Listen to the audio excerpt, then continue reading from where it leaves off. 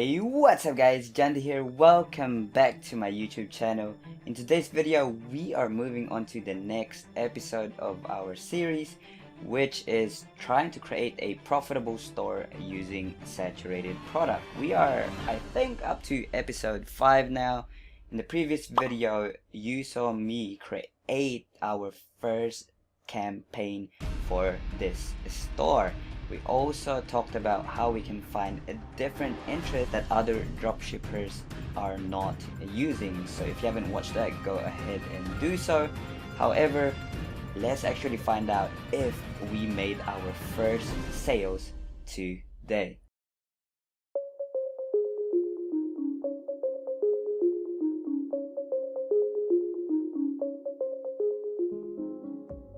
Alright, in this video you're actually going to see the Shopify dashboard and also our Facebook ad manager. Now I'm gonna be revealing everything, including the ad spend, what our conversion rate is, what we sold, how many we sold for the first few days. And I hope you guys are enjoying the series. Give it a thumbs up if you are, and also comment down below #ActionTaker to win a one-on-one consulting call with me. I'm gonna be announcing the winner in the next video. Also, if you haven't subscribed, please do so. We have a Facebook group, first link in the description. If you have any questions about dropshipping or your e-commerce journey, then pop it there. I will answer your questions there. You guys are going to love this episode. So this is the result of our first day of testing the saturated product, the power knee stabilizer, and as you can see, we got $110 the very first day, which means we got 2 sales from our first campaign on Facebook ads, and also that means we are profitable. So we are getting the product for roughly about $20, and we are selling it for $55, which means we have around $35 profit margin. Now let's jump into our ad manager, okay, and see how much we spent for the very first day. Now if you know my CBO testing strategy, you know that I usually test using CBO, and the budget is usually around $30 up to $60 per test, depending on how many interests and how many ads we are going to use for our first testing phase. On this campaign though, we started with a budget of $50. Don't mind the $35 there. I was surfing the CBO. If you don't know what surfing is, basically you can adjust the budget throughout the day, and it's easier to do that with CBO because it's not gonna break anything unless you do it too drastically. If you touch an ABO, which is ad set budget optimization, by even $5, it's gonna affect the learning phase. But with CBO, you can even touch it around double the budget, or maybe reduce the budget for half the cost. Like I said, we did $50 for our initial phase, okay? So we spent $50 and our product cost was $19. So if we add our ad cost plus our cost of goods, which is our product cost, that's gonna add up to $92. And the first day, you can see that we did $110 in revenue, which means we actually profited in our very first day of making this campaign. However, the next few days wasn't as good, but let's analyze the first day first and see what makes it a good campaign.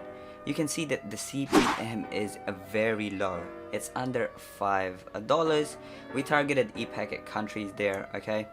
There was about 170 unique link clicks, and the cost per unique link click is 30 cents. Now I always aim for $1 or under $1 of cost per unique link clicks, and also the CTR of 1.5% or over, or 2.5% of CTR all. Okay, there's a big difference with that. CTR all includes the thumb stoppers like thumbnails and your ad descriptions, and that's how they calculate it. Okay, the content views, this will vary with the unique link clicks depending on the speed of your website. The difference is not too much, so I'm not worried about that.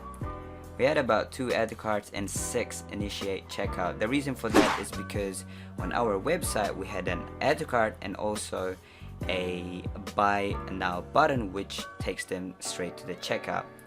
And I like looking at the ATC and also checkout, the cost for both of those, because that gives me a sign if the product price is actually good. Okay, they wouldn't click the add to cart or the buy now button if they don't think the product price is good.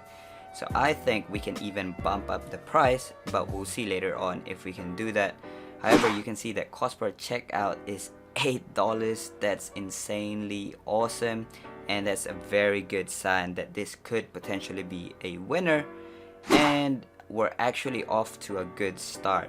Okay, with 2 purchases, $26 cost per purchase, our profit margin was roughly about $35, so we're in a good position, and our ROAS is over 2.1, which is also good. Now let's look at the following days and see if we actually made more sales. So this is the next day. We only made 1 sale and our conversion rate was low. This is due to the fact that we're targeting e-packet countries. Not every country will react the same. I get this question a lot. Why is there a big difference between this? And I already told you, it's because of the low quality traffic. As most of you know, if you're targeting e-packet countries, you're bound to get low quality traffic. But that is fine, because once you start optimizing into better countries, better age, better, just overall better demographics, then that's how you're gonna be able to increase your conversion rate overall. So this is the second day here. I actually made a second campaign because we did really well for our very first day of running ads, and I just called it interest number 2. Basically, on interest number 1, okay, we have knee, joint, knee pad, powerlifting knee, and jumping. Now if we go to interest number 2, you can see that we targeted different interests, okay, using stack and single interest, and we made our first sale there as well. Now as you can see, the unique CTR is not as good as our first campaign, and the reason for that is because it could be that we can't align our ad with the audiences. You know how Facebook is showing our ads to the potential customers or potential audiences. That means we are not aligning too well, which means they're not clicking through our ads. But that's fine. Okay, we still made our first sale there, and also we got a lot of add to carts and checkouts, and I am fine with that. Okay, obviously we were at a loss for that. We spent about $100 and we only got $55 back, but we haven't calculated the product cost yet, so we lost about $60. Okay, now I want to talk about the next day again. So this is the third day of running ads. So on to our third day, we had a very similar result to our previous day, which is the second day, and we only had 1 sale again. However, this time we had less add to carts, okay, and also our conversion rate is not as good.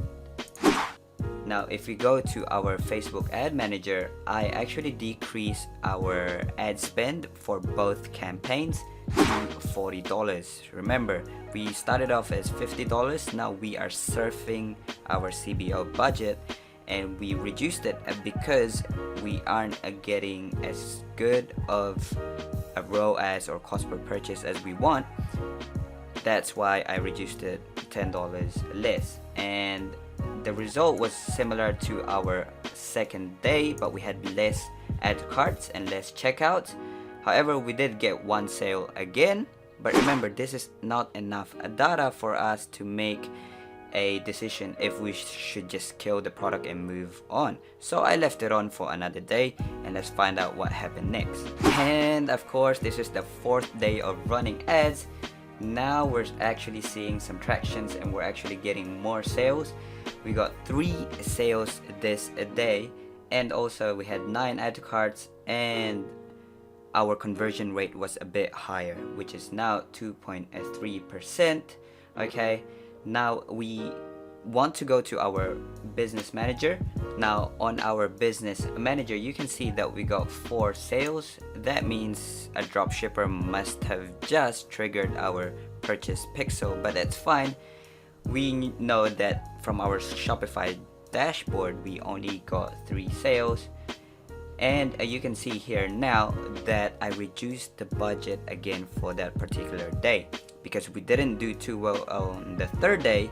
So I reduced it again by $5. I started off as $50 on the 1st day and $50 on the 2nd day. 3rd day we reduced it because we didn't like the result there. We reduced it by $10, so we started that day for $40. Now on the 4th day, you can see that I reduced the CBO budget again by $5.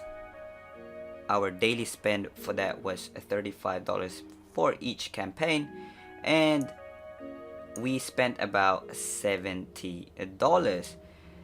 And also our cost per purchase is $17, but that had an extra purchase because maybe a competitor triggered our purchase pixel, but that's fine.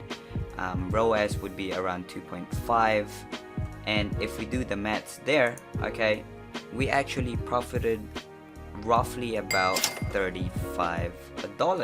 Now we are still at a loss from the 2 bad days that we had, but that's fine. However, the next step for us now is to increase our average order value.